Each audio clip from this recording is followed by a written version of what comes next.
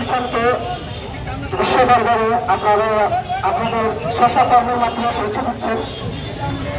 অনেক আছেন যারা এই অনুষ্ঠান সরাসরি অংশগ্রহণ করতে পারছেন না,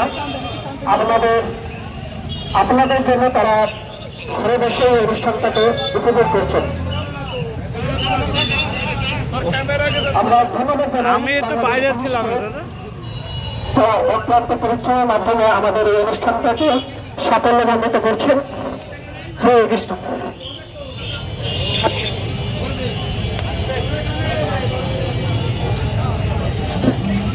আমাদের এই অনুষ্ঠানে সহযোগিতা করেছেন আমাদের এবং বাংলাদেশ। আমরা সবাইকে আমাদের কৃতজ্ঞতা প্রকাশ করছি। আমাদের এই